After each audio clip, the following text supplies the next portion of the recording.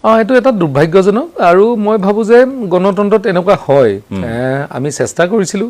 কিন্তু শিৱসাগৰ ৰাইজে যি কাৰণতেই নহওক অখিল গগৈক এবাৰ জয়ী কৰি পঠালে বিধানসভালৈ আৰু নাজিৰাত মই তেতিয়াও কৈছিলো যে নিশ্চিতভাৱে আমি ভাৰতীয় জনতা পাৰ্টি জয়ী হ'ম আৰু মই নিজেও জিকিম বুলি এটা আত্মবিশ্বাস আছিলে যোৱা 5 বছৰে কৰা কাম কাজখিনি লৈ এটা শিৱসাগৰ যদি চাও যে শিৱসাগৰ জিলাখন আগবঢ়াই নিবৰ কাৰণে নাজিৰা সমষ্টি ডিমৌ সমষ্টি আৰু শিৱসাগৰ কিছু কাম নিশ্চিতভাৱে কৰিব লাগিব যাতে অনাগত দিনত শিৱসাগৰখন বহুত পিছ পৰি গৈছিল ৰাজনৈতিক সিদ্ধান্তবিলাকৰ কাৰণে অন্তত আগবঢ়াই লৈ যাবৰ কাৰণে আমাৰ তাত থকা যিসকল নাগৰিক যি সংগঠন সকলোৱে মিলি আগবঢ়াই যোৱাৰ যিটো পৰিকল্পনা তাত সহযোগ কৰি একেলগে কাম কৰিলে নিশ্চিতভাৱে মাননীয় মুখ্যমন্ত্ৰীৰ যোগেদি আমি আমাৰ শিৱসাগৰখন আগবঢ়াই লৈ যাব পাৰিম এতিয়া মই যদি আপোনাক সুধো যে শিৱসাগৰ যথেষ্ট ঐতিহাসিক সমলৰে সমৃদ্ধ হয় এখন জিলা হয় আৰু চহৰখনতো আমি ক'বই নালাগে তাৰ উপৰিঞ্চি আপোনাৰ যি গৃহ সমষ্টি পুনৰ যেতিয়া নিৰ্ধাৰণ হ'ল সমষ্টি পুনৰ নিৰ্ধাৰণৰ পাছত বহুখিনি পৰিৱৰ্তন আহিলে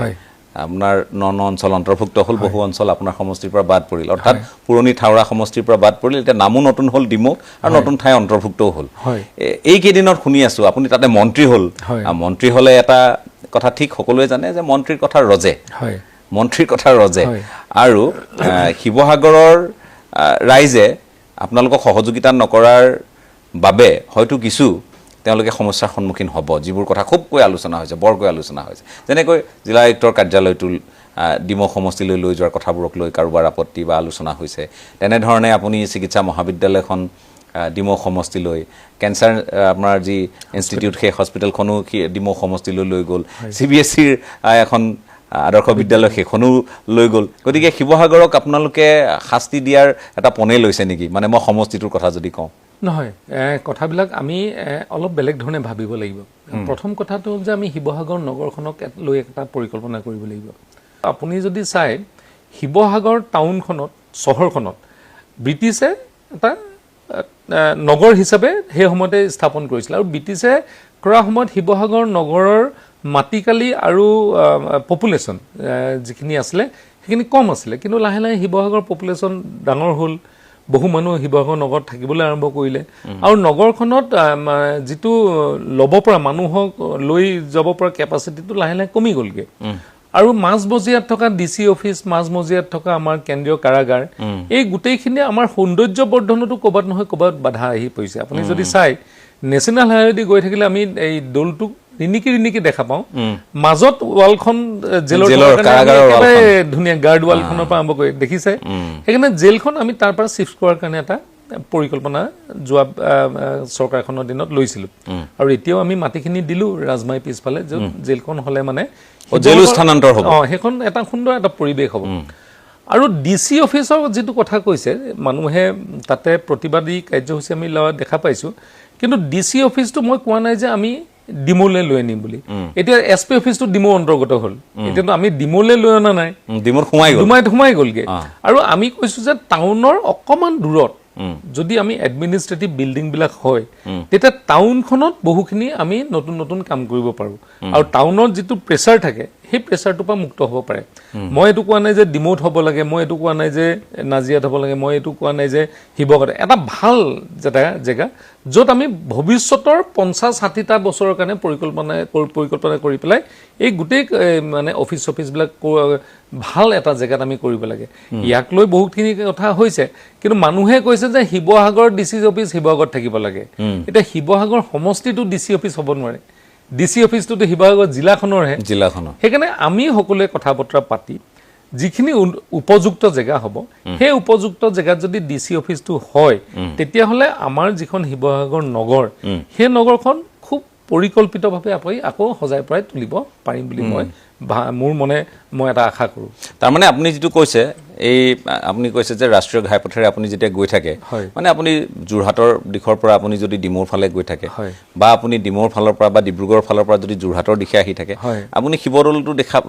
মানে যদি দেখিবলৈ পায় মনটো ভাল লাগে কিন্তু এই আজি দীৰ্ঘদিন ধৰি কাৰাগাৰখনৰ এই ওখ ওখ দেৱালে মানে ঢাকি ৰাখিছে আৰু কোনো চিন্তাও কৰা নাছিলে কাৰাগাৰখন তালৈ যাব বুলি। আৰু শিৱসাগৰ মাজমজিদ আপুনি দেখিব যে এটা সময়ত দৰিকা পাৰত একেবাৰে জাবৰ জোথৰ এটা ডাঙৰ দম আছিলে, সেইটো একেবাৰে শিৱসাগৰ পাৰ হলে মানুহৰ চিনাকি জেগা, বোলে কি চিনাকি জেগা, এটা জাবৰৰ দমৰ মাজেদি আমি যাবলগীয়া লাগে। এতিয়া মই সেইডোখৰ ডিমৌ সমষ্টিৰ অন্তৰ্গত হ'ল, যোৱা 3টা বছৰত আমি ৰিচাইকেল ইউনিট এটা প্লান কৰি পেলাই গোটেই জাবৰখিনি নাইকিয়া কৰা আৰম্ভ কৰিছোঁ আৰু খুব বেছি আৰু 6 মাহৰ ভিতৰত সেই গোটেই অঞ্চলটোত এখন সুন্দৰ পাৰ্ক বনাবৰ কাৰণে আমি পৰিকল্পনা কৰিছোঁ। জাবৰখিনি নাইকিয়া হ'ল, তাতে আমি ধুনীয়াকৈ ঢাকি মেলি গোটেই নতুন জেগা এটাত য'ত ৰিচাইকেল ইউনিট বহাইছোঁ, য'ত হ'ব। এই ধৰণৰ কথাবিলাক কেতিয়াও চিন্তা কৰা নাছিল। আৰু 4 লেনটো খুব সম্ভৱ আৰু 3-4 মাহৰ ভিতৰত সম্পূৰ্ণ হ'ব। 4 লেনটো সম্পূৰ্ণ হ'লে আপোনালোকে দেখিব যে শিৱসাগৰলৈ ওলোৱা আৰু সোমোৱা জেগাৰ পৰা আমি যদি জেলখন স্থানান্তৰিত হয় তেতিয়া এটা সুন্দৰ পৰিৱেশ একেবাৰে নেশ্যনেল হাইৱে পাই দৌল আৰু চাৰিওফালে বৰপুখুৰী পাৰত এটা সুন্দৰ পৰিৱেশ আমি কৰিবৰ কাৰণে মানে সম্ভৱপৰ হ'বগৈ। মই শিৱসাগৰ কেন্দ্ৰিক কথা পাতিম। কথাটো হ'ল আপুনি শিৱসাগৰৰ, মই নিজেও শিৱসাগৰ জিলাৰ সন্তান, গতিকে কথাবোৰ ওলাই নিজৰ ঠাইৰ কথা ওলাই। কিন্তু মই সুধিব খুজিছোঁ এতিয়া আপুনি যিটো দপ্তৰ লাভ কৰিছে,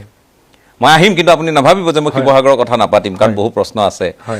ONGC আছে, এনেধৰণৰ বহু কথা আছে যিবোৰক লৈ আলোচনা হৈ আছে। মই জলসম্পদ বিভাগ বিগত সময়ছোৱাত আমি দেখিছোঁ যে জলসম্পদ বিভাগটোৰে বহু লোকে নিজেহে সম্পদশালী হয়, এইটো মই এতিয়াৰ কথা কোৱা নাই। কিন্তু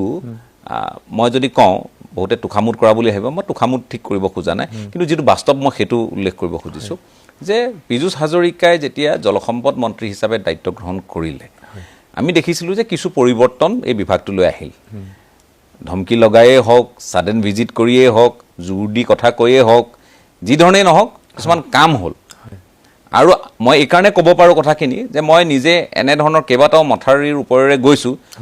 দেখিলে আপুনি মথাউৰি বুলি আপুনি গম পাব, কাৰণ নৈৰ কাষত আছে মথাউৰি, কিন্তু খুব ধুনীয়াকৈ এটা পথলৈ ৰূপান্তৰ কৰি পকীকৰণ কৰা হৈছে। গতিকে তেনে মথাউৰিৰ ওপৰে আমি আহ যাহ কৰিছোঁ। ডিব্ৰুগড়ৰ পৰা আপুনি যদি এইফালে বগীবিল আপুনি পাৰ হয় আপুনি মাজুলীলৈ যাব পৰা, ঢকুৱাখানালৈ যাব পৰা, ইমান আৰু এইটো আপোনাৰ খুব কম সময়ত পায়গৈ মাজুলী। আৰু সেইফালে মই দেখিলোঁ সিদিনা জকাইৰ ফালে গ'লোঁ, জকাই পাৰ হৈ মই পাৰ হৈ গ'লোঁ এই নাহৰকটীয়া ওলাবলৈ বুঢ়ীদিহিঙৰ যিটো মথাউৰি, সেইটো ইমান মসৃণ, এইটো বিমল বৰা সমষ্টিত বোধ হয়। গতিকে কিছু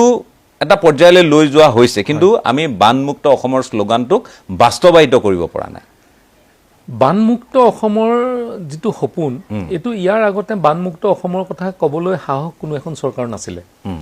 প্ৰথম বানমুক্তৰ কথাটো কৈছে 2021ত যেতিয়া মাননীয় মুখ্যমন্ত্ৰী ডাঙৰীয়াই দায়িত্ব লৈছে, আৰু সেই সময়ত ভাৰতীয় জনতা পাৰ্টীৰ মেনিফেষ্টোত আছিলে যে অসমক আমি বানমুক্ত কৰিম। এতিয়া অসমৰ সমস্যাটো দুটা, মানুহে দুইটা একেলগ কৰাৰ কাৰণে কেতিয়াবা অসুবিধা হয়। এটা হ'ল বানপানী, এটা হ'ল গৰাখহনীয়া। দুইটা সমস্যা একেলগে কৰিলে নহ'ব। বানপানীৰ যিটো সমস্যা, এই সমস্যাটো প্ৰায় 70% যোৱা সময়ছোৱাত মাননীয় মুখ্যমন্ত্ৰী ডাঙৰীয়াৰ নেতৃত্বত আৰু পীযুষ হাজৰিকা ডাঙৰীয়াই কৰা কামৰ যোগেদি প্ৰায় 70% বানপানীৰ সমস্যাটো নাইকিয়া হ'ল। যোৱা বছৰত আমি দেখিলোঁ যে বানপানী এনেধৰণৰ কোনো পৰিৱেশ দেখা নাপালোঁ, কাৰণ আমাৰ প্ৰায় 750-800 কিলোমিটাৰমান মথাউৰি নতুনকৈ নিৰ্মাণ কৰা হ'ল। এই মথাউৰিসমূহ নতুনকৈ নিৰ্মাণ কৰিছে আজিৰ পৰা প্ৰায় 60 বছৰ পিছত। 60 বছৰমান আমাৰ তাত মথাউৰি নিৰ্মাণ হোৱাই নাছিলে। আৰু মথাউৰিৰ ওপৰেদি যিটো আপুনি ৰাস্তাৰ কথা কৈছিলে, এইটো মাননীয় মুখ্যমন্ত্ৰী ডাঙৰীয়াই কৈছিলে যে যদি মথাউৰিবিলাকৰ ওপৰেদি ৰাস্তা কৰোঁ তেতিয়াহ'লে দুটা ফালৰ পৰা আমাৰ সুবিধা হয়। এটা যাতায়াতটো চিধা হয়, মথাউৰিটো মথাউৰি এণ্ড টু এণ্ড বহুত দূৰ জেগা একেবাৰে চিধা কম সময়ত পায়। আপুনি যিটো ৰাস্তাৰ কথা কৈছিলে, মাজুলী মথাউৰিটো বনাই দিয়াৰ কাৰণে মাজুলী 1.5 ঘণ্টাত মাজুলী পোৱা যায়। আৰু দ্বিতীয় কথাটো হ'ল যে যেতিয়া এটা ৰাস্তা হয় তেতিয়া খেতিয়কৰ পৰা আৰম্ভ কৰি ব্যৱসায় বাণিজ্যই সেই ৰাস্তাটোৱে যথেষ্ট উপকৃত কৰে। দ্বিতীয় হ'ল আমাৰ ছাত্ৰ ছাত্ৰীসকলে হোষ্টেলত নাথাকিও ঘৰত থাকি ভিতৰুৱা জেগাৰ পৰা বাহিৰলৈ ওলাই গৈ কলেজ, স্কুল, ইউনিভাৰ্চিটিলৈ যাবলৈ সুবিধাটো পায়। তৃতীয়টো হ'ল যে এই মথাউৰিটোৱে আমাক মানে যাতায়াত আৰু আমাৰ কি বুলি কয় সৌন্দৰ্য আৰু আমাক এটা নতুন পৰিৱেশৰ লগত খাপ খুৱাবলৈ আমাক সুবিধা এটা দিয়ে। এই কথাখিনি কোনে চিন্তা কৰিলে? এই কথাখিনি আমাৰ যোৱা 5টা বছৰত মাননীয় মুখ্যমন্ত্ৰী ডাঙৰীয়াই চিন্তা কৰিলে, আৰু পীযুষ হাজৰিকা ডাঙৰীয়াই তাক কাৰ্যক্ষম কৰি কৰিব পৰা এটা অৱস্থালৈ লৈ গ'ল এতিয়া যে বানপানী জল সম্পদ কৰিলে আগতে বান নিয়ন্ত্ৰণ আৰু জল সম্পদ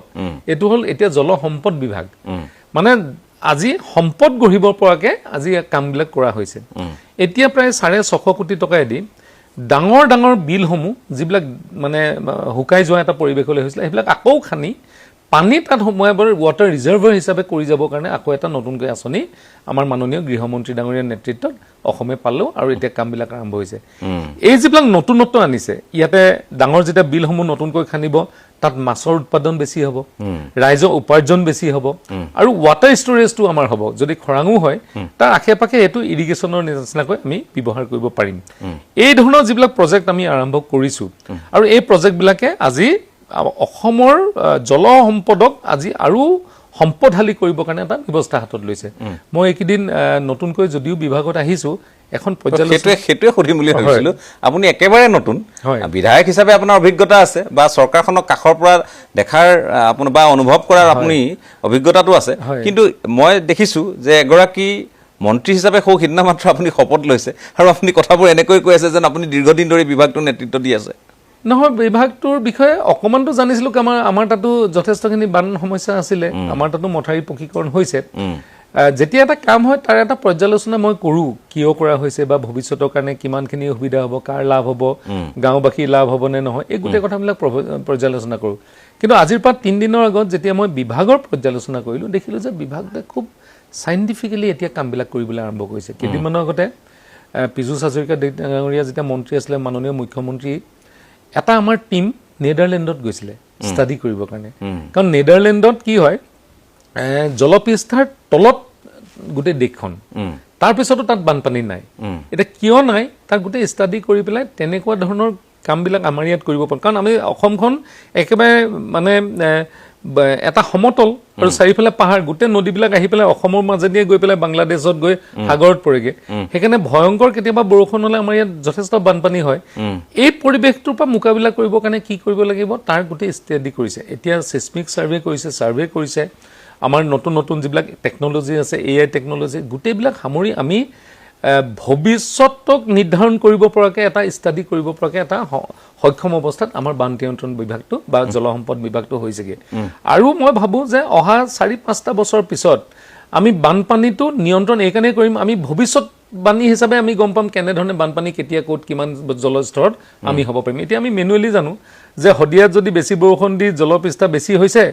5 দিনৰ পিছত তেজপুৰ 9-10 দিনৰ পিছত গুৱাহাটীত জলপৃষ্ঠ বাঢ়িব আমি হেবুলি এতিয়ালৈকে ষ্টাডি কৰিছো যেটো মই সমীক্ষাত পালো কিন্তু লাহে লাহে এতিয়া সাইন্টিফিক ষ্টাডি বিলাক আৰম্ভ হৈছে ডেটা বিলাক লবলৈ আৰম্ভ কৰিছে ডেটাত এটো ওলাইছে উত্তৰ পাৰ নদীসমূহ 40টা বছৰৰ কাৰণে ওয়েট হিচাপে থাকে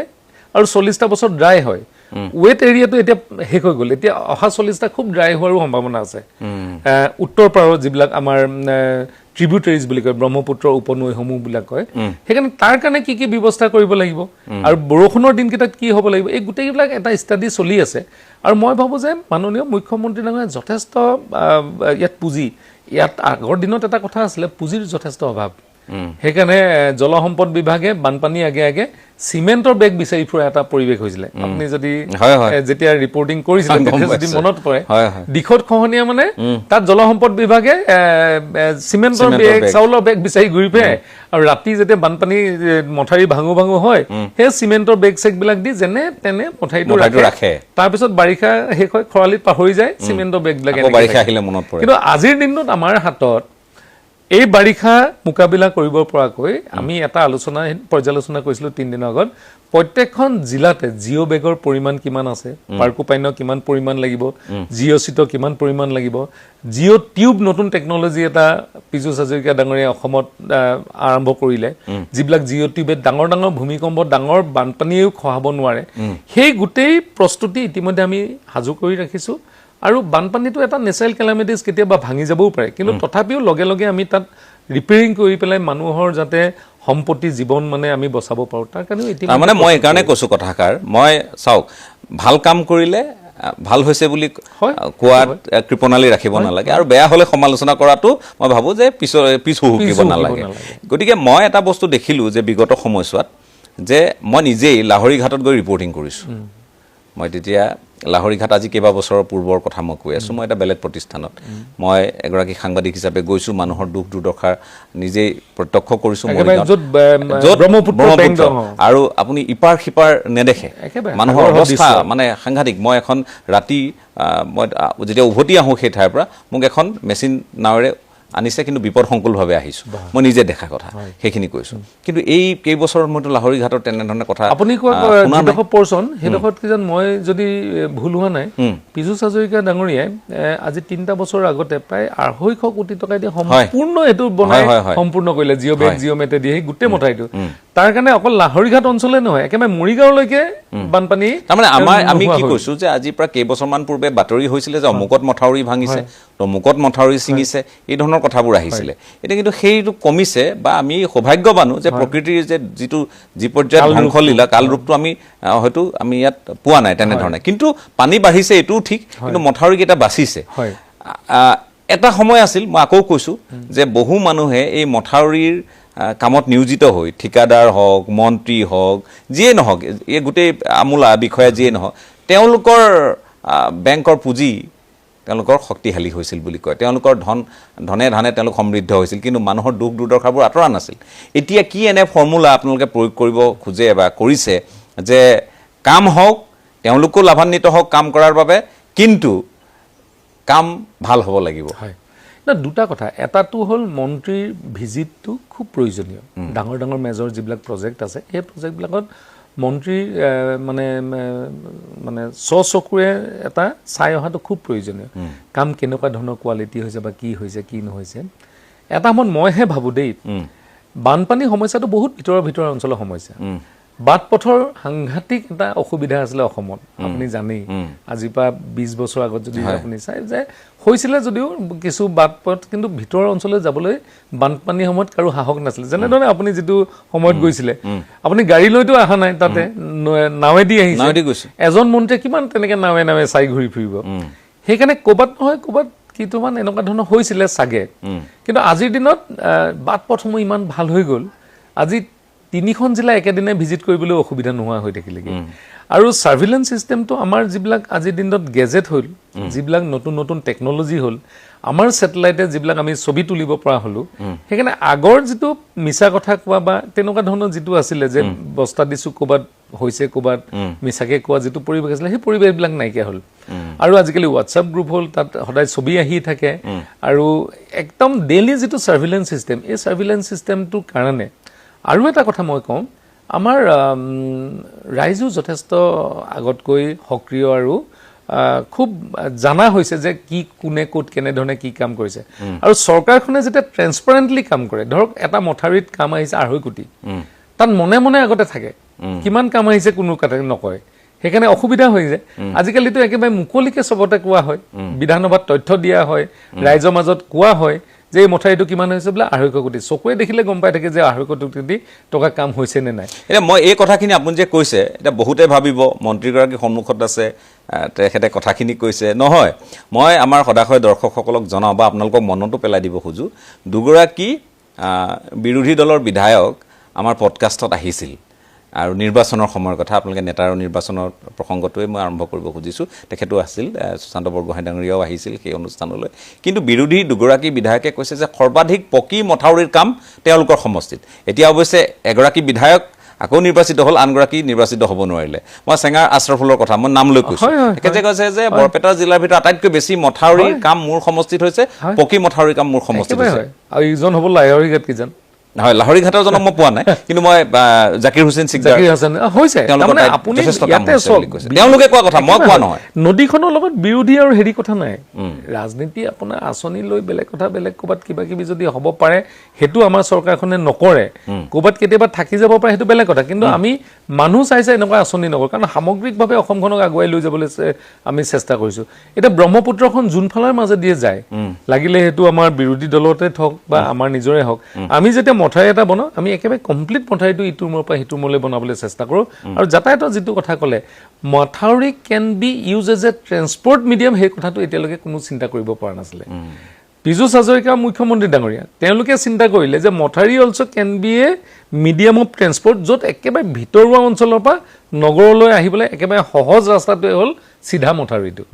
সেইকাৰণে তাত পকীকৰণ কৰাৰ লগে লগে চব সুবিধা হ'ল আৰু পকীকৰণ কৰাৰ লগে লগে আগতে MNR বুলি মানে মেইনটেনেন্স এণ্ড ৰিপেয়াৰিং বুলি এটা পইচা খুব জংগল কাটি কাটি পইচাবিলাক মানে নষ্ট কৰা আমি দেখিছিলোঁ সেই নষ্টটো নাইকিয়া কৰি দিলে এতিয়া কোনো সেইবিলাকলৈ নোযোৱা হ'ল কাৰণ যেতিয়া গাড়ী অহা যোৱা কৰিব মানুহ অহা যোৱা কৰিব জংঘলো নোহোৱা হয় সেইকাৰণে এই পকী মথাউৰিটোৱে বহুতখিনিৰ পৰা বানপানী সমস্যা সমাধানত অৰিহণা যোগাইছে ঠিক আছে মই আৰু আপোনাৰ সৈতে কথা পাতিম আমি সুশান্ত বৰগোহাঁই ডাঙৰীয়াক পাইছোঁ কথা পাতিছোঁ নতুনকৈ মন্ত্ৰিত্ব লাভ হৈছে বিভাগটোৰ বিষয়ে শুনিছোঁ আৰু এতিয়ালৈ মোৰ যিখিনি অনুভৱ হৈছে তেখেতে হোমৱৰ্ক কৰি একেবাৰে সাজু হৈছে মই ভাবোঁ ডক্টৰ হিমন্ত বিশ্ব শৰ্মা তেখেত 24/7 পলিটিচিয়ান আমি সকলোৱে জানো গতিকে সুশান্ত বৰগোহাঁই কিমান দৌৰিব পাৰিব কেনেধৰণে দৌৰিব লাগিব সাজু হৈছে নে হোৱা নাই এই কথাখিনি পাতিম এটা বিৰোধ আমি জলসম্পদ মন্ত্ৰী সুশান্ত বৰগোহাঁইৰ সৈতে কথা পাতি আছোঁ ডিমৌ সমষ্টিৰ বিধায়ক আৰু আপোনালোকে জানে যে কংগ্ৰেছৰ দিনত সুশান্ত বৰগোহাঁইৰ কপাল ফুলা নাছিল যে মন্ত্ৰী হ'ব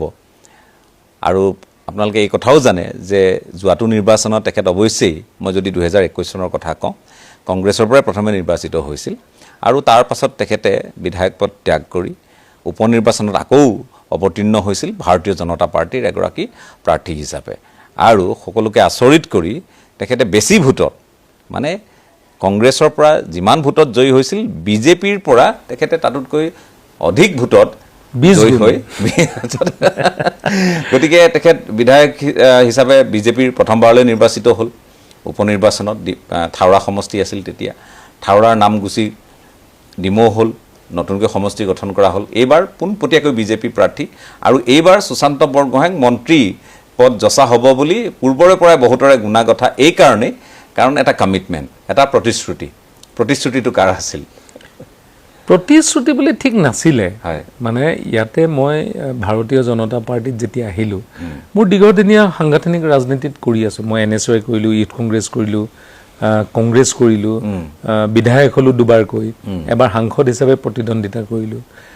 সংগঠনৰ কাম কাজ বহুত সৰু বয়সৰ পৰা কৰিছিলোঁ আৰু কংগ্ৰেছৰ যিটো সংগঠন আছিলে সেই সংগঠনত এটা দিশ নিৰ্ণায়ক নাছিলে নিৰ্ণয় নাছিলে কিন্তু ভাৰতীয় জনতা পাৰ্টিত যেতিয়া আজিৰ পৰা 6 বছৰ আগতে যোগদান কৰিলোঁ 5 বছৰ আগতে যোগদান কৰিলোঁ এই 5 বছৰৰ সময়ছোৱাত মই এটা বস্তু লক্ষ্য কৰিলোঁ ইয়াতে সকলোৰে কাৰণে কাম সকলোৰে কাৰণে সন্মান আৰু সকলোৱে নিজৰ কামটো খুব ভালদৰে কৰে কাৰণ ইয়াত সংগঠন আৰু দল শক্তিশালী কৰিবলৈ কৰে ইয়াত ব্যক্তি বিশেষক শক্তিশালী কৰিবলৈ কোনো কাম নকৰে আৰু সঁচাকৈ ভাৰতীয় জনতা পাৰ্টি কাৰ্যকৰ্তাসকলে দেশক ভাল পায় আৰু দেশৰ কাৰণে কাম কৰে সেইকাৰণে আপোনালোকে দেখিব যে মন্ত্ৰীসভা হ'ল 102জন নিজৰ ভিতৰত কিন্তু মনত ক'ৰবাত দুখ থাকিব পাৰে কিন্তু সেই দুখটো স্থায়ী দুখ হিচাপে দলৰ বিৰুদ্ধে কোনো প্ৰকাশ নকৰে বহুত জ্যেষ্ঠ আৰু এনেধৰণৰ আমাৰ নেতাই এইবাৰ প্ৰতিদ্বন্দ্বিতা কৰিবলৈ সুবিধা পোৱা নাই তেওঁলোকে এতিয়াও দলৰ কাম কাজবিলাক কৰি আছে নিয়াৰিকে নিষ্ঠাৰে কাৰণ তেওঁলোকে জানে যে দল যেতিয়া শক্তিশালী হ'ব তেতিয়া ব্যক্তি শক্তিশালীও হ'ব দেশ শক্তিশালী হ'ব দেশৰ সেৱা কৰিব পাৰিব আৰু সেইকাৰণে অসন্তুষ্ট যিটো মনোভাৱ বা পাবলগীয়া যিটো অলিক কল্পনা সেইবিলাক নাথাকে সেইকাৰণে মোৰ কোনো কমিটমেণ্ট লৈ তেনেকৈ মোক ভাৰতীয় জনতা পাৰ্টিত যোগদান কৰা হোৱা নাছিলে সেই সময়ত এটা পৰিৱেশ হৈছিলে যিটো পৰিৱেশত মাননীয় মুখ্যমন্ত্ৰী ডাঙৰীয়াই অসমখনক আগুৱাই নিয়াৰ পৰিৱেশ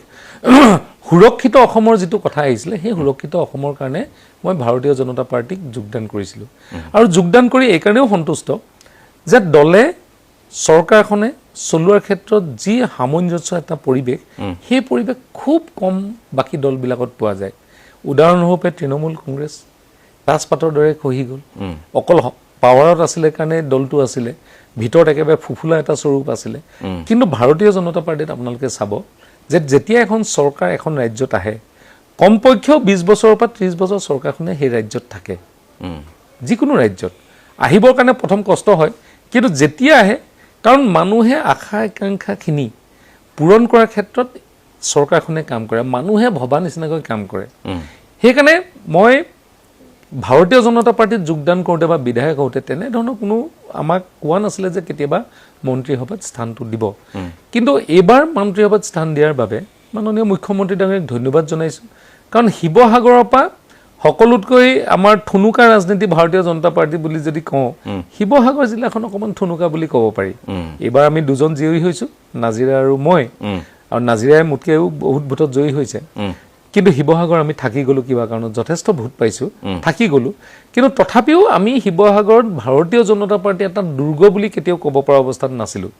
তথাপিও যে তাৰ পৰা এজন মন্ত্ৰী দিছে মাননীয় মুখ্যমন্ত্ৰী ডাঙৰীয়াই তাৰমানে আমাৰ শিৱসাগৰখনক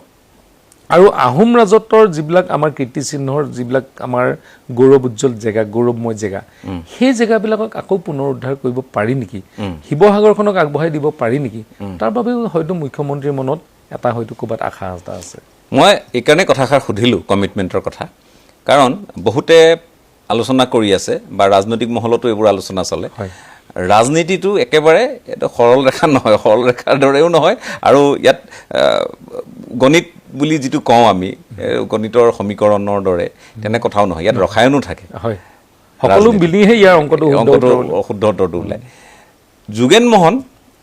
তেখেতে টিকট পাব বুলি মুখ্যমন্ত্ৰীয়ে ঘোষণা কৰি আহিছিল মাহমৰাত আৰু কেনেবাকৈ যোগেন মোহনে যদি এইবাৰ আকৌ টিকট পালেহেঁতেন আপোনাৰ কাৰণে পথটো প্ৰশস্ত নহ'লেহেঁতেন মানুহৰ মাজত চলি থকা আলোচনাটো আৰু যোগেন মোহন ডাঙৰীয়াক সেইকাৰণে ৰাজ্যসভালৈ প্ৰেৰণ কৰি তাত কোন প্ৰাৰ্থী হয় সেইটো ডাঙৰ কথা হৈছে যে সুশান্ত বৰগোহাঁই এতিয়া এই কেইজনৰ ভিতৰত জ্যেষ্ঠ হৈ থাকিব মানে বা তেওঁ এখোজ আগবাঢ়ি থাকিব গতিকে আপোনাৰ পথ প্ৰশস্ত কৰাৰ কাৰণে গোটেই নীতিখিনি অৱলম্বন কৰা হ'ল এনেধৰণেও আলোচনাবোৰ চলে আলোচনা হয় কিন্তু ৰাজনৈতিক আলোচনাৰ ক্ষেত্ৰত কিছুমান পাৰচেপশ্যন বা আগতে তেনেকুৱা ধৰণৰ ঘটনা দুৰ্ঘটনা হোৱাৰ কাৰণে বুলি ভাবে কিন্তু আচল কথাটো হ'ল যে ভাৰতীয় জনতা পাৰ্টিত শাসনলৈ অহাৰ কাৰণে যিখিনি আমি কৰিব লাগে সেই কামখিনি কৰে মই ভাবোঁ মোৰ মনৰ কথাটোহে কৈছোঁ এইটোতো আমি পাৰ্টিৰ ফালৰ পৰা আমি এইবিলাক কথা বা আলোচনাও নহয় তেনেধৰণৰ আমি গমো নাপাওঁ উজনি অসমৰ দুটা শক্তিশালী জনজাতি হ'ল এটা আহোম আৰু এটা চাহ জনগোষ্ঠী যেতিয়া আমাৰ বিধানসভা নিৰ্বাচন হ'ল এই বিধানসভা নিৰ্বাচনত এই দুটা জনজাতিক যদি আমি ৰাজ্যসভা আসনত দিব পাৰোঁ তেতিয়াহ'লে জনগোষ্ঠী বুলি যিহেতু এতিয়ালৈকে জনজাতি হিচাপে আমি স্বীকৃতি পোৱা নাই এটা প্ৰচেছ তথাপিও কৈছোঁ আমি জনগোষ্ঠী বুলি কৈছোঁ উজনি অসমৰ দুটা সেইটোৱে শুদ্ধ বাৰু জনগোষ্ঠী কোৱা হয় সেই জনগোষ্ঠীটোৰ শক্তিশালী দুটা জনগোষ্ঠী যেতিয়া বিধানসভা নিৰ্বাচনলৈ কেইটামান দিন বাকী আছে আৰু ৰাজ্যসভাত সাধাৰণতে কি হয় ৰিপ্ৰেজেণ্ট কৰে আৰু প্ৰতিস্ফূৰ্ত হয় যে চৰকাৰখনে কেনেধৰণে কাক লৈ কাম কৰিব আৰু এইবাৰ ৰাজ্যসভাত দেখা পোৱা গ'ল যে আহোম আৰু চাহ জনজাতি দুইটা জনগোষ্ঠীকে এইবাৰ ৰাজনৈতিকভাৱে উত্তৰণ ঘটোৱাৰ কাৰণে ভাৰতীয় জনতা পাৰ্টীয়ে সিদ্ধান্ত ল'লে এতিয়া আহোম জনগোষ্ঠীৰ মাজত কোন কোন ডাঙৰ ডাঙৰ নেতা আছে যদি হিচাপ কৰি চোৱা যায় আমাৰ সকলোতকৈ জ্যেষ্ঠ আৰু সন্মানীয় নেতাজনে হ'ল যোগেন মোহন ডাঙৰীয়া তেওঁ দুবাৰকৈ কেবিনেট মন্ত্ৰীৰ দায়িত্ব পালে বিধায়ক হিচাপে তেওঁ 16ত জয়ী হ'ল 21ত জয়ী হ'ল অবিভক্ত শিৱসাগৰ জিলাৰ সভাপতিও আছিলে আৰু মই ভাবোঁ যে উচ্চ সদনৰ কাৰণে জ্যেষ্ঠ নেতাক সদায় প্ৰাধান্য দিয়ে বুলি মই ভাবোঁ আৰু সেইকাৰণে হয়তো যোগেন মোহন ডাঙৰীয়াক জ্যেষ্ঠ নেতা হিচাপে উচ্চ সদনত আসন দিলে যাতে আমাৰ সমগ্ৰ জনগোষ্ঠীটোক তেওঁ প্ৰতিনিধিত্ব কৰিব পাৰে ইফালে পবিত্ৰ মাৰ্ঘেৰিটা আছেই মন্ত্ৰী হিচাপে আৰু এগৰাকী দিছে যে আমি আহোম জনজাতিটোক আমি কিমান ৰাজনৈতিকভাৱে আগুৱাই লৈ যাবলৈ ইচ্ছা কৰিছোঁ সেই ভাৰতীয় জনতা পাৰ্টিৰ যিটো সন্মান মই এজন আহোম জনগোষ্ঠীৰ এজন সন্তান হিচাপে নিশ্চিতভাৱে এইটো খুব আদৰণীয় এটা পদক্ষেপ বুলি মই ভাবোঁ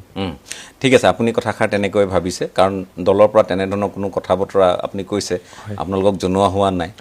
বা ক'বলৈও কোৱা হোৱা নাই দলে মাথো দায়িত্ব দিছে জ্যেষ্ঠজনক ৰাজ্যসভালৈ যোগেন মোহনক প্ৰেৰণ কৰা হ'ল আৰু কাজেই তাৰ পাছত আৰু বেলেগ নাম অহাৰ প্ৰশ্নই নুঠে কাৰণ আপুনি অঘোষিত হিচাপে মই যদি কওঁ যে কথাবোৰ ঘোষণা তেনেধৰণৰ মুকলিকৈ কৰা নহয় কিন্তু ব্যক্তি বিশেষে কিছুমান কথা স্বাভাৱিকতে কোৱা হয় সেই কথাখিনি নিশ্চয় আপুনি ইয়াত ইমান ৰাজহুৱাকৈ হয়তো ক'বলৈ অকণমান টান পাইছে যে কি নহওক তৎসতে মই আপোনাক আৰু এটা কথা সুধিব খুজিছোঁ যে আপুনি এই যিটো সমষ্টিৰ পৰা আজি প্ৰতিনিধিত্ব কৰে পূৰ্বে ইয়াৰ নাম আছিল থাওৰাৰ পৰা কিন্তু মানুহ পূৰ্বেও মন্ত্ৰী হৈছে দেৱানন্দ কৰৰ কথা যদি আমি উল্লেখ কৰোঁ তেখেত ৰাজ্যপালো হৈছে গতিকে থাওৰাৰ এটা নাম আছে আগৰে পৰা থাওৰাৰ এটা নাম আছে আৰু এই দুটা সমষ্টি ইফালে যদি এতিয়াৰ চৰাইদেউ জিলাৰ কথা কওঁ তেতিয়াহ'লে মাহমৰাৰ তাৰ পৰা মন্ত্ৰী হয়, সোণাৰীৰ পৰা মন্ত্ৰী হৈছে, শিৱসাগৰৰ পৰা মন্ত্ৰী হৈছে, শিৱসাগৰ মূল যিটো সমষ্টি মই যদি কওঁ যিটোৰ কথা আমি বাৰম্বাৰ আলোচনা কৰোঁ তাৰ পৰাও মন্ত্ৰী হৈছে, নাজিৰাততো মুখ্যমন্ত্ৰী আছিল। গতিকে এই জিলাখন সামগ্ৰিকভাৱে মই যদি মাহমৰা, সোণাৰী, মই যদি আগৰ শিৱসাগৰ জিলাখনৰ কথা কওঁ, ডিমৌ বা থাওৰা যিয়ে নকওঁ, শিৱসাগৰ, নাজিৰা, আমগুৰি এতিয়া নোহোৱা হ'ল। গতিকে এই জিলাখনে বহুত প্ৰভাৱশালী নেতা সৃষ্টি কৰিলে, বহুত প্ৰভাৱী আছিল তেওঁলোক, সাংঘাতিক তেওঁলোকৰ যিকোনো ক্ষেত্ৰত দখল আছিল, দিল্লী পৰ্যন্ত সাংঘাতিক। নহয় সময়ত আমাৰ পৰাগধৰ চলিয়াও তাৰ আছিল। মই সেইটোৱে কৈছোঁ, ইমান প্ৰভাৱশালী নেতাসকলে প্ৰতিনিধিত্ব কৰা এই জিলাখন আপুনি নিশ্চয় অনুভৱ কৰে যে বাকী বহু জিলাতকৈ বহু পিছ পৰি ৰৈছে। তাৰমানে বহু পিছ পৰি ৰৈছে শব্দটো যদি আজিৰ দিনত চাওঁ, আজিৰ প্ৰেক্ষাপটত আমি বহুত পিছ পৰি ৰৈছোঁ। কিন্তু হিতেশ্বৰ শইকীয়া ডাঙৰীয়া যেতিয়া মুখ্যমন্ত্ৰী আছিলে তেতিয়া বহুত জিলাতকৈ আমি কিন্তু আগবাঢ়ি আছিলোঁ। কাৰণ যিটো উন্নয়ন বা উন্নয়নৰ যিটো প্ৰক্ৰিয়া এইটো কণ্টিনিউৱাছ প্ৰচেছ। উন্নয়নটো আমি ৰখাব নোৱাৰে, এইখিনিলৈ হৈ গ'লে ইয়াতে ৰাখি দিলোঁ, সেইটো হ'ব নোৱাৰে। এটা সময়ত ৰাজনৈতিক সিদ্ধান্ত হৈছিলে চাকৰি বাকৰি। অসমৰ ভিতৰত হায়েষ্ট চাকৰি শিৱসাগৰ জিলাত আছিলে, কাৰণ তেতিয়া শৰৎ বৰকটকী ডাঙৰীয়াৰ নামটো আমি ল'বই লাগিব। যথেষ্ট সংখ্যক মানুহক চাকৰি দিছিলে, শিক্ষামন্ত্ৰী আছিলে। হিতেশ্বৰ শইকীয়া ডাঙৰীয়াই যথেষ্টখিনি দিছিলে, অঞ্জন দত্তই যথেষ্টখিনি দিছিলে, দেৱানন্দ কোঁৱৰে যথেষ্টখিনি দিছিলে। সেই সময়ত শিৱসাগৰ জিলাখন ৰাজনৈতিক কেন্দ্ৰবিন্দু আছিলে আৰু সেই সময়তে ৰাজনৈতিক পৰিৱেশটোও বেলেগ আছিলে। বৰ্তমান প্ৰত্যেকবাৰে ৰাজনৈতিক পৰিৱেশ বেলেগ হৈ থাকে। এতিয়া ৰাজনৈতিক পৰিৱেশ বেলেগ হ'ল, ইয়াতে সিদ্ধান্তসমূহ বেলেগ হৈছে, ইয়াতে প্ৰক্ৰিয়াসমূহ বেলেগ হৈছে, অৰ্থনৈতিকভাৱে আমি শক্তিশালী হৈছোঁ। কিন্তু সেই সময়তে কেইটামান ভুল আমি কৰি থৈ গ'লোঁ। শিক্ষা অনুষ্ঠানবিলাক আমি যোৰহাট আৰু ডিব্ৰুগড়ত যেনেধৰণে আছিলে আমি শিক্ষানুষ্ঠানবিলাক তেনেধৰণে নাপালোঁ। ৰাস্তা পথ হৈছিলে সেইবিলাক বাকীবিলাক জেগাতকৈ বেছি হৈছিলে। নাজিৰাত আপুনি চাব যে এটা সময়ত ভাল বহুতখিনি কাম হৈছিলে। সেই সময়ত সোণাৰী বুলি ক'লে গম পাই যে নাজিৰা পাৰ মানে শিৱসাগৰ পাৰ হোৱাৰ পিছত কোনডোখৰ সোণাৰী কোনডোখৰ নাজিৰা গম পাই যায়। মাহমৰা বেয়া ৰাস্তা আছিলে কাৰণে গম পাই যায় মাহমৰা কোনডোখৰত বেয়া। সেইকাৰণে সেই পৰিৱেশ এই পৰিৱেশৰ মাজত অত্যন্ত পাৰ্থক্য আছিলে। সেই সময়ত সকলোতকৈ পিছপৰা সমষ্টি এটা আছিলে জালুকবাৰী, আপুনি যদি চাই। কিন্তু হিমন্ত বিশ্ব শৰ্মা ডাঙৰীয়াই 2021 চনৰ পৰা যেতিয়া জালুকবাৰীত দায়িত্ব ল'লে, আজিতো সেইখন এটা জিলা আয়ুক্তৰ কাৰ্যালয় হ'ল, তাত ষ্টেডিয়াম হ'ল, তাতে ইণ্ডাষ্ট্ৰিয়েল কৰিডৰ টাইপ হ'ল। এখন দলং দুখন দলং নহয়, আপুনি যিখন এতিয়া দলঙত ফটো উঠিবলৈ যায় মানুহ, সেই গোটেই দলংখনে য'ত লেণ্ড কৰিছে, এটা সময়ত সেইডোখৰত আমি দৌল গোবিন্দ যাওঁতে ভিতৰুৱা মানে দৌল গোবিন্দৰ কাৰণে দিনজোৰা পৰিকল্পনা কৰিব পৰালগীয়া দৌল গোবিন্দ আজিৰ দিনত সেই সময় ছিংগল লেন আৰু জাম হ'লেতো 3 ঘণ্টা লাগি থাকিব। সেইকাৰণে এই যিবিলাক পৰিৱেশ এইটো সেইকাৰণে কৈছোঁ ইটছ এ কণ্টিনিউৱাছ প্ৰচেছ। আমি সেই প্ৰচেছটোৰ ভিতৰত সোমাই থাকিব লাগিব। ৰাজনৈতিক সিদ্ধান্ত শুদ্ধ হ'ব লাগিব আৰু ৰাজনৈতিক সিদ্ধান্ত শুদ্ধ হ'লে কামবিলাক কৰাত সুবিধা হয়। আজিৰ দিনত আমি মন্ত্ৰীসভাত যোৱা 20টা বছৰে মন্ত্ৰিত্ব নোপোৱাৰ কাৰণে শিৱসাগৰ জিলা আজি আপোনাৰ মুখেদি ওলোৱা পিছ পৰি যোৱা কাৰণটোৱে হ'ল মই নিজে ভুক্তভোগী বুলিয়ে ধৰক। একেবাৰে আমি সকলো মই নাথাকিলে কি হ'ব, মোৰ মা দেউতা থাকে, পৰিয়ালৰ মানুহবোৰ থাকে, তেওঁলোকতো ভুক্তভোগী। আজিৰ তাৰিখত আপুনি চাওক যে হিতেশ্বৰ শইকীয়া সেই সময়ত যেতিয়া আছিল জয়ময় মই আপুনি কোৱাৰ হয়নে, তালৈ ITI পৰা আৰম্ভ কৰি যিখিনি প্ৰয়োজন সেই সময়ত যিবোৰ প্ৰয়োজন আছিল সকলোবোৰ হৈছিল। কিন্তু আজি আপুনি চাওক এতিয়া ব্ৰহ্মপুত্ৰৰ ওপৰতে কিমান দলং হ'ল। ইয়াতে এই দিখনৰ ওপৰত মাত্ৰ নাজিৰা আৰু আপোনাৰ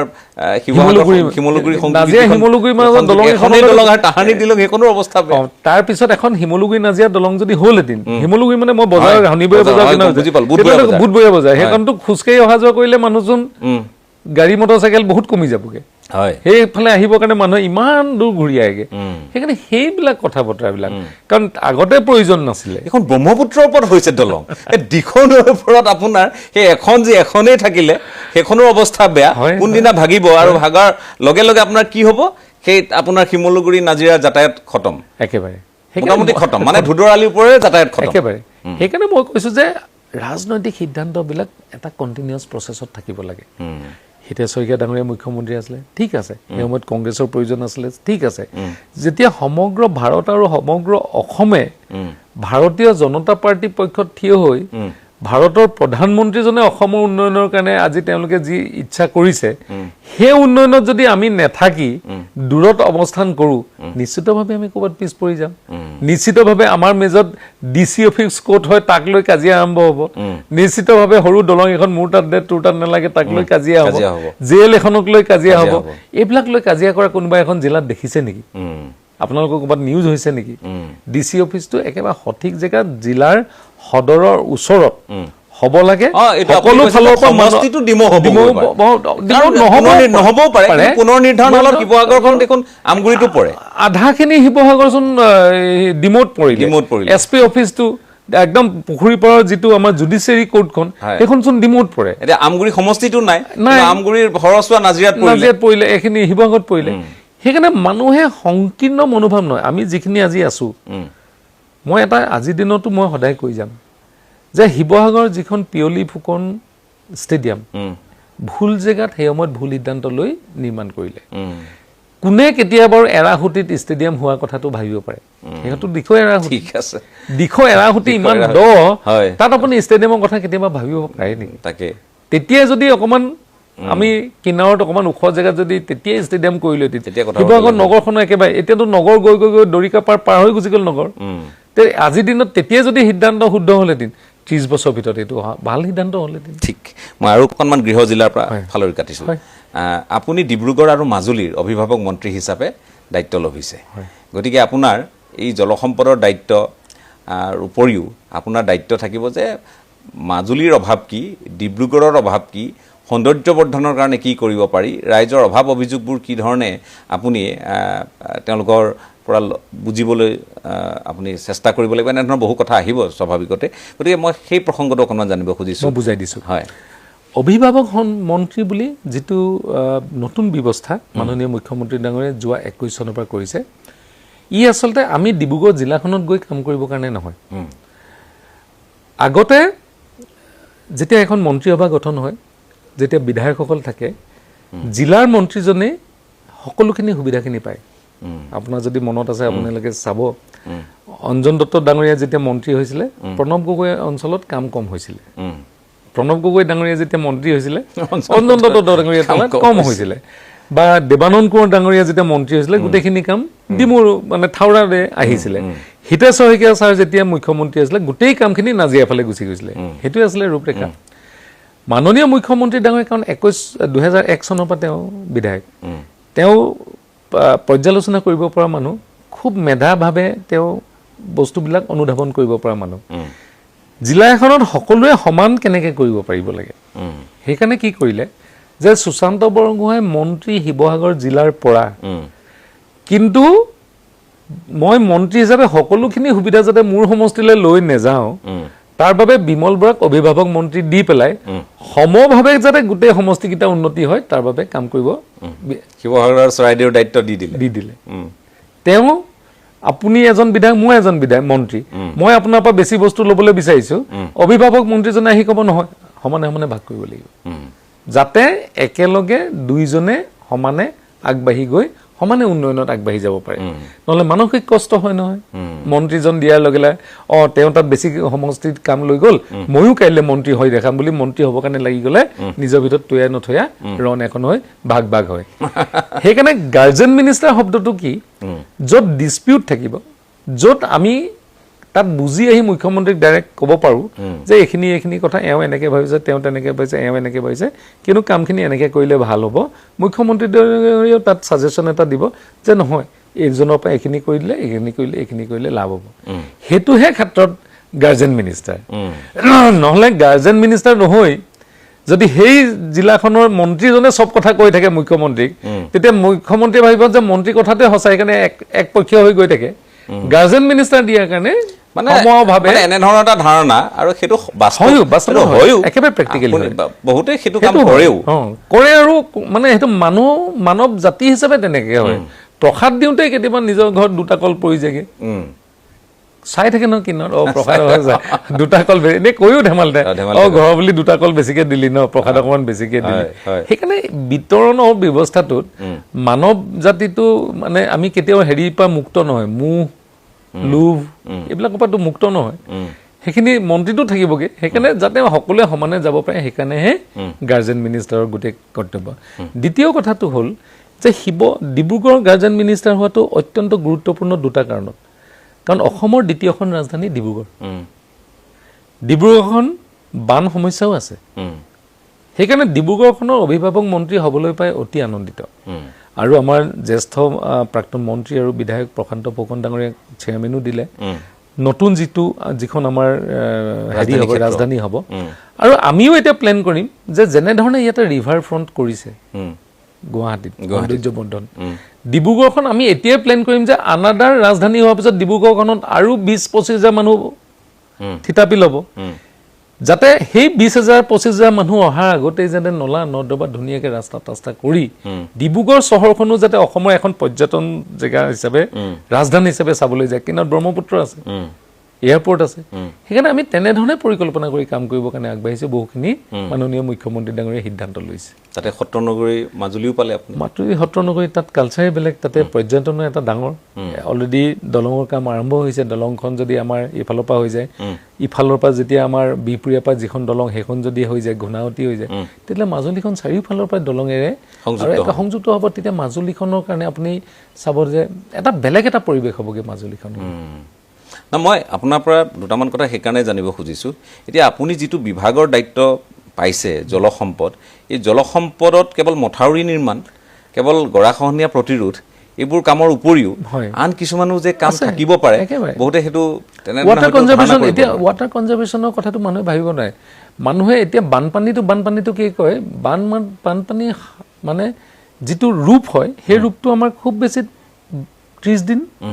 ইণ্টাৰভেলত যদি 20 দিন আকৌ ইণ্টাৰভেলত আকৌ 10 দিন আকৌ ইণ্টাৰভেলত 5 দিন এনেকৈ হয়গৈ কিন্তু বাকী সময়ত যথেষ্ট খৰাঙো হয় আকৌ খৰাঙৰ কাৰণে খেতি নোহোৱাও আপুনি বানপানীৰ পিছত আপোনালোকে নিউজ কৰে বানপানী হ'ল কাৰণে আমাৰ ধুনীয়া খেতিৰ কাৰণে চবেই আৰম্ভ কৰে বানপানী গুচি যোৱাৰ পিছত 15 দিন প্ৰখৰ ৰ'দত আপোনালোকে দেখিব যে চিৰিয়াল ফটা দি একেবাৰে মাটি ফাটে তেতিয়া কি কৰিব লাগিব তেতিয়া মাননীয় মুখ্যমন্ত্ৰী ডাঙৰীয়া ডাঙৰ ৰিজাৰ্ভাৰবিলাক যে এতিয়া কৰিছে 6.5 কোটি টকা আৰু তেনেকুৱা ধৰণৰ বহুত ৰিজাৰ্ভাৰ কৰিব পঞ্চায়ত আৰু ৰুৰেল ডেভেলপমেণ্ট যোগেদি আমাৰ অমৃত সৰোবৰবিলাক যে খান্দিছে সেইবিলাক সেইকাৰণে খান্দিছে যে ৱাটাৰ কনজাৰ্ভেশ্যনটো এতিয়া যিটো আমাৰ এনভাইৰনমেণ্ট এতিয়া যিটো আমাৰ ক্লাইমেট চেঞ্জ হৈছে বুলি আমি চবেই জানো এই সময়ত আমাৰ সকলোতকৈ প্ৰয়োজনীয় বস্তুটোৱে হ'ব পানী আজি ব্ৰহ্মপুত্ৰখনৰ যিটো বানপানী এইটো আপুনি 3 মাহৰ পিছত পূজাৰ পিছত চোন ব্ৰহ্মপুত্ৰ একেবাৰে দেখিছে একদম খৰাং হৈ যায়গে সেইকাৰণে এই গোটেইবিলাক কথা মোকাবিলা কৰিবৰ কাৰণে আমাৰ জলসম্পদ বিভাগ আৰু এবাৰ মুখ্যমন্ত্ৰী ডাঙৰীয়া এটা ডাঙৰ আৰু ভাল সিদ্ধান্ত ল'লে বহুত দিন এতিয়ালৈকে ভাবিব নোৱাৰিছিলে কোনে কৃষিৰ লগত ইৰিগেশ্যনটো কৃষি আৰু পানী যোগান এই গোটেই জলসিঞ্চনটো একেলগে কৰি দিলে কাৰণ কৃষিৰ লগত এইটো ডাইৰেক্টলি ইনভলভ এইটোহে নহ'লে জলসিঞ্চনৰ জেগাত পানী দিয়ে য'ত কৃষকসকলক পানী লাগে তাত পানী নাথাকে এই কথাবিলাক আজিলৈকে চিন্তা কৰা নাছিলে সেইকাৰণে এতিয়া আমাৰ এই মানে চৰকাৰখনৰ মই এটা কথা কৈছোঁ প্ৰত্যেকটো বিভাগেই খুব প্ৰয়োজনীয় আৰু গুৰুত্বপূৰ্ণ আগতে যে কৈছিলে মোক এইটো বিভাগ লাগে সেইটো বিভাগ লাগে সেইবিলাক নাইকিয়া হৈ গ'ল কাৰণ প্ৰত্যেকটো বিভাগেই গুৰুত্বপূৰ্ণ আৰু সকলোৱে গুৰুত্বপূৰ্ণ বিভাগটো আগুৱাই লৈ যাবৰ কাৰণে কাম কৰাৰ কাৰণে চেষ্টা কৰিছে আপুনি যিখিনি কথা কৈছে মই ধাৱন কৰিছোঁ যে এইবাৰ মন্ত্ৰীসভা যেতিয়া গঠন কৰা হ'ল সময় লাগিলে কাক মন্ত্ৰী দিব কোনে কি দায়িত্ব পাব এইবোৰক লৈও সময় ল'লে মানে এইবাৰ ছাছপেন্স ভাল গৈছে মানুহৰ উৎকণ্ঠাত মানে এইটো আপোনালোকে কেনেধৰণে লৈছে নাজানো কিন্তু মানে বহুতে ভাবে মন্ত্ৰী কাক দিব আকৌ মন্ত্ৰী দিয়াৰ পাছত বিভাগ দিয়া নাই এসপ্তাহ হ'লে বিভাগ কোনকেইটা কোনে পাব কাম কিদৰে হ'ব এই ধৰণৰ কথা কিন্তু মই ভাবোঁ যে এইবাৰ বোধ কৰোঁ সময় লৈ আৰু খুব নিখুঁতভাৱে কিছুমান পৰিকল্পনা ৰচনা কৰা হৈছে মানে আপোনালোকে সেইটো অনুভৱ কৰিছে খুব নিখুঁতভাৱে মই কৈছোঁ নহয় এতিয়া আমি যিবিলাক আমি সিদ্ধান্তবিলাক কেবিনেটত মই এখন কেবিনেট পালোঁ তাৰপিছত আৰু এখন পালোঁ ইমান সিদ্ধান্ত এইবিলাক সিদ্ধান্তই প্ৰত্যেক সপ্তাহতে বহুত ডাঙৰ সমস্যা সমাধান কৰি গৈ থাকে মুখ্যমন্ত্ৰী ডাঙৰীয়াই সকলো কথা তেওঁ প্ৰেছত নকয় বা সকলো কথা তেওঁ টুইটাৰত নকয় কিন্তু যিবিলাক কেন্দ্ৰীয় চৰকাৰৰ যিবিলাক আঁচনি আমি কৰিবলগীয়া পৰিৱেশ কেতিয়াবা আমাৰ অসমৰ ক্ষেত্ৰত তাত অকণমান তাৰ টাইমত ঘটে কাৰণ আমাৰ গুজৰাটৰ যিটো আঁচনি আমাৰ অসমত নহ'ব পাৰে, বিহাৰৰ আঁচনি অসমত নহ'ব পাৰে, বা আমি অসমে কেনেধৰণে আঁচনিবিলাক ল'ব লাগিব, এই গোটেই কথাবিলাক পুংখানুপুংখভাৱে আলোচনা কৰি মুখ্যমন্ত্ৰী ডাঙৰীয়ে কাম কাজবিলাক কৰে। সেইকাৰণে সাধাৰণ মানুহে তাৰ বেনিফিটবিলাক পায়। আৰু সাধাৰণ মানুহ আজি সন্তুষ্ট হোৱাৰ ক্ষেত্ৰত সকলোতকৈ ডাঙৰ কথা হ'ল ডেলিভাৰী ছিষ্টেমটো। আৰু ডেলিভাৰী ছিষ্টেমটো একদম পাইপলাইন ডেলিভাৰী, অনলাইন ডেলিভাৰী। আপুনি আজিৰ দিনত লাইচেঞ্চলৈকে অনলাইন হৈছেগৈ। মইতো কেতিয়াবা ভাবোঁ যে ট্ৰেন্সপৰ্ট ডিপাৰ্টমেণ্টটো কেতিয়াবা হয়তো নাথাকিব পাৰে, গোটেইখিনি অনলাইনে হ'ল, অনলাইনে হৈ গ'ল। ফিটনেছটো অনলাইন। আপুনি যদি আজিৰ দিনত গাড়ী ৰেজিষ্ট্ৰেশ্যন কৰিব লাগে, আগৰ দিনাখন কিউ কৰিবই নালাগে, আপুনি লগে লগে পাই ডিলাৰতে হৈ যায়গৈ, আপোনাৰ নিজে পচন্দ কৰিব ইচ্ছা কৰিলে। কোনখিনিত আমি অনলাইনৰ পৰা আঁতৰি ৰাখিছোঁ? সেইকাৰণে লাহে লাহে দুটা তিনিটা কথা। এটা হ'ল ৰেভিনিউ আৰ্নিং ডিপাৰ্টমেণ্ট, য'ত কাৰাপশ্যনটো কম হৈ যোৱাৰ কাৰণে অসমৰ অৰ্থনীতি বাঢ়িছে, আমাৰ ৰাস্তা পদূলি বেছি হৈছে। আৰু আমাৰ ডেলিভাৰী ডিপাৰ্টমেণ্ট, লাইন ডিপাৰ্টমেণ্ট যোনে কাম কৰে, সেইবিলাকেও আজি অতি উচ্চ মানদণ্ডৰ মানুহবিলাকে আৰু অসমীয়া ল'ৰা ছোৱালীবিলাকে আজিকালি কাম কৰিবলৈ আৰম্ভ কৰিছে। সেইকাৰণে চব ক্ষেত্ৰত যদি আপোনালোকে চাই, হয় বিৰোধী থাকিব, কথা সমালোচনা থাকিব, আমি কৰা কামতো ভুল থাকিব, কামবিলাক কৰাৰ ক্ষেত্ৰতো মানুহৰ বিশ্বাস ক'ৰবাত কম হ'ব, ক'ৰবাত বেছি হ'ব, কিন্তু কৰাৰ যিটো প্ৰক্ৰিয়া আৰু প্ৰচেষ্টা, সেইটো এটা নতুনত্ব আনিছে মুখ্যমন্ত্ৰী ডাঙৰীয়াই। তাৰ মাজতে মই আপোনাক এটা কথা সুধোঁ, সেইটো আপোনাৰ গৃহ জিলাৰ, এতিয়া মই আকৌ গৃহ জিলালৈ ঘূৰিছোঁ, আমি সানমিহলি কৰি কথাবোৰ পাতি আছোঁ। বিষয়টো হ'ল ONGC। আপুনি সিদিনা মোক কৈছিল যে আমি শিৱসাগৰৰ সকলো দল সংগঠন ৰাইজ সকলো একত্ৰিত হ'ব লাগিব শিৱসাগৰ জিলাখনৰ উন্নয়নৰ কাৰণে। কিন্তু ONGCৰ যি অসম সম্পদ, এই অসম সম্পদৰ মুখ্য কাৰ্যালয় নাজিৰাৰ পৰা বা শিৱসাগৰ জিলাখনৰ পৰা স্থানান্তৰ কৰাৰ, ইয়াৰ গোটেই ক্ষমতাবোৰ আপোনাৰ ইয়াৰ পৰা হস্তান্তৰ কৰাৰ এটা কথা আলোচনা হৈছে। সৌসিদিনা শিৱসাগৰত আলোচনাও হৈছে, প্ৰতিবাদী সভাও অনুষ্ঠিত হৈছে। গতিকে ONGC, আপুনি সিদিনা ক'লে যে ONGCয়ে কেইবাটাও প্ৰজন্ম গঢ়ি থৈ গ'ল, আৰু সেই ONGC এতিয়া ইয়াৰ পৰা প্ৰায় যাবলৈ ওলাইছে, এনেধৰণৰ এটা কথা চলি আছে। আপোনাৰ গৃহ জিলাৰ পৰা মই ভাবোঁ যদিহে যাবলগীয়া হয় এটা ডাঙৰ সম্পদ গুচি যাব, সেই বিষয়ে আপুনি কিমান দূৰ অৱগত? মই নেভাবোঁ যে ONGCয়ে তেনেধৰণে অপাৰেশ্যনেল এৰিয়া বা আমাৰ যিটো কাৰ্যালয় আছাম এছেট নাজিৰা বুলি যিটো কওঁ, সেইটোৰ যিটো অপাৰেশ্যনেল হেৰিটো ইয়াৰ পৰা লৈ যাব পাৰিব বুলি মই ভবা নাই। কাৰণ ইয়াতে কি হয়, ONGC is a oil producing, মানে ক্ৰুড অইল এক্সপ্ল'ৰিং ইউনিট। এইটোৱে তলৰ গেছ আৰু ক্ৰুড অইলবিলাকৰ ভাণ্ডাৰসমূহ তেওঁলোকে লৈ পেলাই তেওঁলোকে ৰিফাইনেৰীত দিয়ে। এইটোৱে ONGCৰ কাম। আৰু এইখিনি কৰিবলৈ যাওঁতে যথেষ্ট ONGCৰো কষ্ট হয়, যথেষ্ট ৰাইজৰো কষ্ট হয়। কেতিয়াবা ONGCয়ে ৰাইজে ভবা ধৰণে পইচা নিদিয়ে, বা ৰাইজে আগতে চাকৰি দিছিলে, আজিকালি সেইবিলাক নাইকিয়া হৈ গ'ল, টেকন'লজি বাঢ়িলে, মানুহো কমিলে আৰু কমিবও। কাৰণ টেকন'লজিটো যেতিয়া বাঢ়িব আৰু তেলৰ খাদসমূহ আমি ভবা নিচিনাকৈ, আৰু অসমৰ মাটিততো তেনেধৰণৰ তেল নাই যে গোটেই অসমখনক চলাব পাৰিব। আজি যদি অসমখন ধৰি ল'লোঁ হাইপথেটিকেলি এখন স্বাধীন ৰাষ্ট্ৰ হৈ গ'ল, তথাপিও ইৰাণৰ পৰা তেল কিনিবলগীয়া হ'লেতো ইমানখিনি তেলটো আমাৰ মাজত নাই, 3.5 কোটি টকা মানুহৰ মানে চলাই যাব পৰাকৈ। সেইকাৰণে আমি কিমান দেশৰ আমাৰ এই সম্পদৰ পৰা তেল দিওঁ, খুব নমিনেল। তথাপিও কিন্তু এই ONGC আমাক এমপ্লয়মেণ্ট দি আছে, এই ONGC আমাক সংস্থাপন দি আছে, এই ONGC আমাক নতুন এটা প্ৰজন্মক সুবিধা এটা দি আছে তাত কাম কৰা। মই নাভাবোঁ যে আমি থকা অৱস্থালৈকে ONGCৰ অফিচটো ইয়াৰ পৰা কেতিয়াবা হস্তান্তৰ ONGCয়ে সিদ্ধান্ত ল'ব পাৰিব বুলি। হয়তো এইটো হ'ব পাৰে কি যেন কেতিয়াবা 30-40 বছৰ 50 বছৰৰ পিছত যেতিয়া তেলৰ চাহিদাটো কম হৈ গৈ থাকিব, অল্টাৰনেট এনাৰ্জিৰ চাহিদাটো বাঢ়ি গৈ থাকিব, কাৰণ বেটেৰী চালিত গাড়ী আৰম্ভ হৈছে, লাহে লাহে মানুহে বেটেৰীৰ ফালে ধাৱমান হৈছে। 40 বছৰ পিছত পেট্ৰল ডিজেলৰ গাড়ী বহুত বেছি থাকিব বুলি মই আজিৰ দিনতো আশা কৰিব নোৱাৰোঁ। কাৰণ আজি আমেৰিকা নিচিনা দেশততো মানে প্ৰায় ইলেক্ট্ৰিক ভেহিকেল, আজি দিল্লীত গ'লেতো প্ৰায় গুৱাহাটীতো বহুত ইলেক্ট্ৰিক ভেহিকেল হ'ল, আৰু অল্টাৰনেট এনাৰ্জিৰ ফালে গৈছেগৈ। সেইকাৰণে যিটো এনাৰ্জিত পইচা বেছি লাগে, সেইটো এনাৰ্জিত কোন যাব? ক'ৰবাত যুদ্ধ লাগিলে তেলৰ দাম বাঢ়িলে আকৌ আমি দাম তাতকৈ বেটেৰীত চলোৱা গাড়ী কিনিলে মানে আপোনাৰ কাৰেণ্টৰ যিটো আমাৰ চ'লাৰ কাৰেণ্ট হ'ব, হাইড্ৰ' কাৰেণ্ট হ'ব, সেইবিলাক কাৰেণ্টৰ পৰা আমি কাৰেণ্ট, কিন্তু যিয়ে নহওক, কিন্তু ONGCটো আমাৰ ইয়াৰ অঞ্চলৰ পৰা যাবলৈ দিব পৰা পৰিৱেশটো ভাৰতীয় জনতা পাৰ্টি এই চৰকাৰখনৰ দিনত কেতিয়াও নহয়গৈ। এইটো একদম ডাঠি ক'ব পাৰিম। আৰু এনেকৈয়ে বহুতে আলোচনা কৰে যে অইল ONGC মাৰ্জাৰ অসমৰ ক্ষেত্ৰত একলগ হৈ যাব, একলগ কৰাৰ ব্যৱস্থা এটা বেলেগ হেৰি, সেইটো মানে উন্নতভাৱে তেল যদি আমি উলিয়াবৰ কাৰণে তেওঁলোকে টেকন'লজি ভাবে তেওঁলোকে কেতিয়াবা দুটা নিউজ চেনেল কেতিয়াবা এক হ'ব পাৰে সেইটোতো ডাঙৰ কথা নহয় দুটা মিনিষ্ট্ৰী এক হ'ব পাৰে ডাঙৰ কথা নহয় দুখন স্কুল এমালগেমেশ্যন হ'ব পাৰে ডাঙৰ কথা নহয় কিন্তু প্ৰডাকশ্যনটোতো ৰখিব নালাগে এমপ্লয়মেণ্টটো কৰিব এতিয়া অইল ONGC যদি এক হয় তাৰ কাৰণে যদি আমাৰ এমপ্লয়মেণ্ট বেছি পাওঁ তাৰ কাৰণে যদি আমাৰ স্থানীয় ল'ৰা ছোৱালীবিলাকে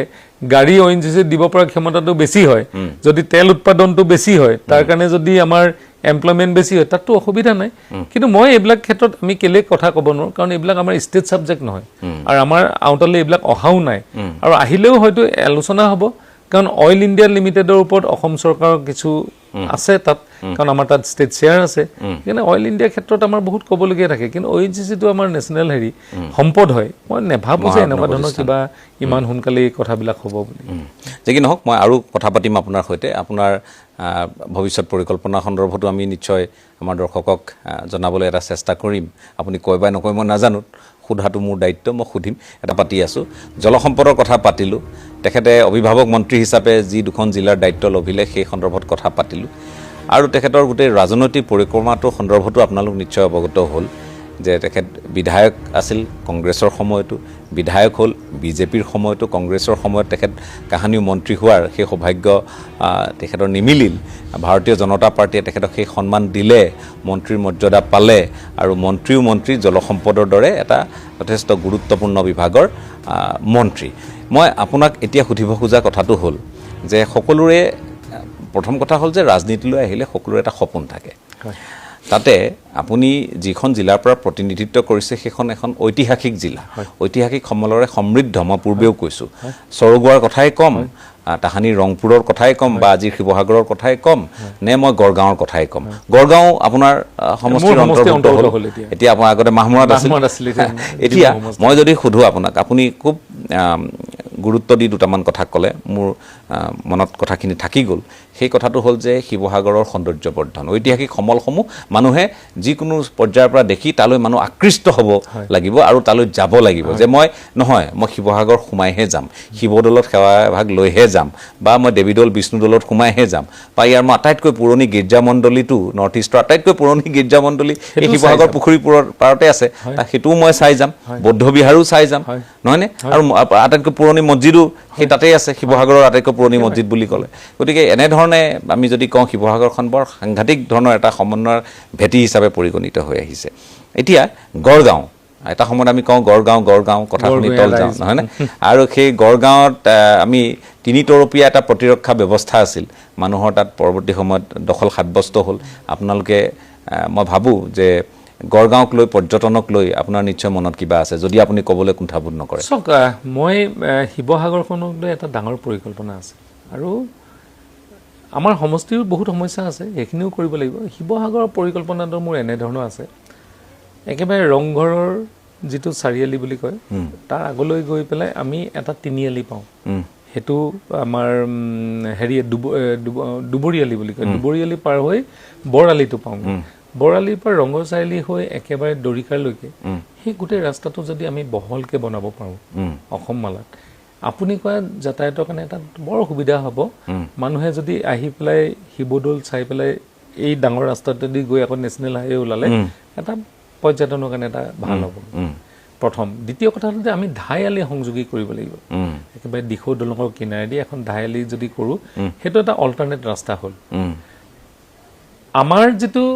বিজি ৰোড বহুত দিনৰ পৰা ৰৈ আছিলে ইমান দিনে ক'বলৈও বহুত অসুবিধা হৈ আছিলে এইবাৰ মুখ্যমন্ত্ৰী ডাঙৰীয়াক টানি ধৰি এইটো যেনে তেনে কমপ্লিট কৰিব পৰাকৈ এটা কাম কৰিম গড়গাঁওখনৰ কাৰণে মাননীয় মুখ্যমন্ত্ৰী ডাঙৰীয়াৰ লগত আলোচনা কৰিম গড়গাঁওখন একেবাৰে আঁতৰো নতুনকৈ আমি সজাই পৰাই দিম তাত এঘৰো মানুহক কাৰো ঘৰৰ সম্পত্তি আমি নোচোৱাকৈ সকলোখিনি আমি এটা ষ্ট্ৰাকচাৰেল এটা যিটো বুলি কয় কি বুলি কয় আমাৰ ডিজাইন এটা কৰি পেলাই লেণ্ডস্কেপিং কৰি পেলাই গোটেই গড়গাঁও পাৰিলে APDCLক আমি স্থানান্তৰিত কৰি পেলাই কেনেকৈ কৰিব পাৰিম তাৰ কাৰণেও মাননীয় মুখ্যমন্ত্ৰী ডাঙৰীয়াৰ লগত কথা পাতিম আমাৰ সমস্যা কিছু আছে এতিয়াও অৰ্থনৈতিক সমস্যা হিচাপে বহুত ডাঙৰ প্ৰজেক্ট লৈ কিন্তু এইটো প্ৰজেক্ট ইমানো নহ'ব কাৰণ অলৰেডি ৰংঘৰ প্ৰজেক্টটো চলি আছে আৰু তাৰ উপৰিও মই শিৱসাগৰ বৰপুখুৰীৰ পাৰত যিটো আপুনি কৈছে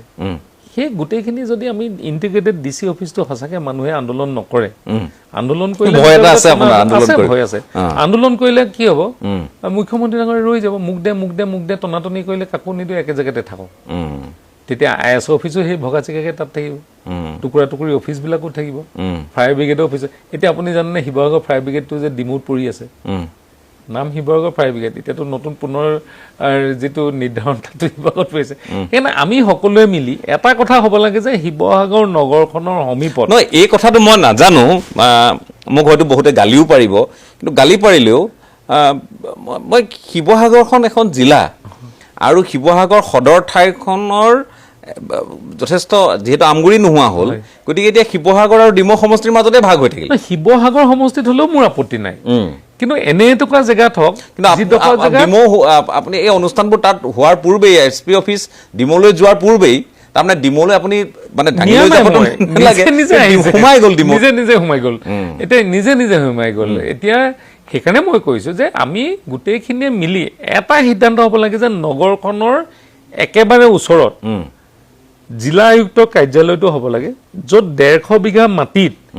একেলগে ইণ্টিগ্ৰেটেড গোটেই অফিচবিলাক জিলা আয়ুক্তৰ কাৰ্যালয়ৰ অধীনত গৈ এজন মানুহে যাতে য'ত ত'ত ঘূৰি নুফুৰি একেটা জেগাত